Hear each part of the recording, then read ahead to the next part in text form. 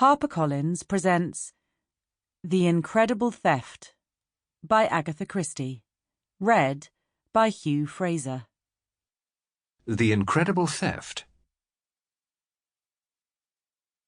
As the butler handed round the souffle, Lord Mayfield leaned confidentially towards his neighbour on the right, Lady Julia Carrington.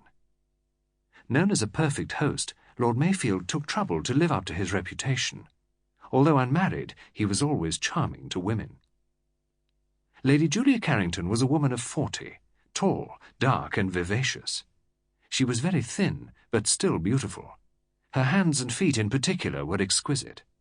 Her manner was abrupt and restless, that of a woman who lived on her nerves. About opposite her at the round table sat her husband, Air Marshal Sir George Carrington. His career had begun in the Navy, and he still retained the bluff breeziness of the ex-naval man.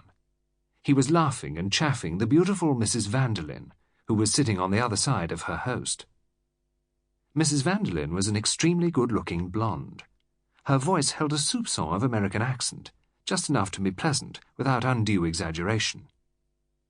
On the other side of Sir George Carrington sat Mrs. Macatta, MP. Mrs. Macatta was a great authority on housing and infant welfare. She barked out short sentences rather than spoke them, and was generally of somewhat alarming aspect.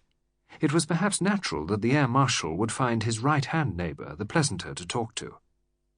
Mrs. Macatta, who always talked shop wherever she was, barked out short spates of information on her special subjects to her left-hand neighbour, young Reggie Carrington. Reggie Carrington was 21 and completely uninterested in housing, infant welfare, and indeed any political subject. He said at intervals, "How frightful," and "I absolutely agree with you," but his mind was clearly elsewhere. Mr. Carlyle, Lord Mayfield's private secretary, sat between young Reggie and his mother. A pale young man with pince-nez and an air of intelligent reserve, he talked little, but was always ready to fling himself into any conversational breach. Noticing that Reggie Carrington was struggling with a yawn, he leaned forward and adroitly asked Mrs. Macatta a question about her Fitness for Children scheme.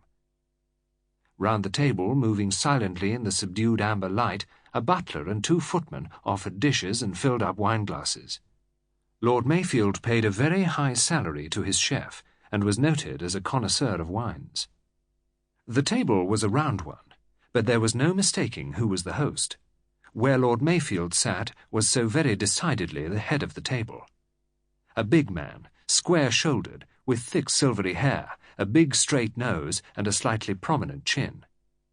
It was a face that lent itself easily to caricature. As Sir Charles Maclauchlan, Lord Mayfield had combined a political career with being the head of a big engineering firm. He was himself a first-class engineer.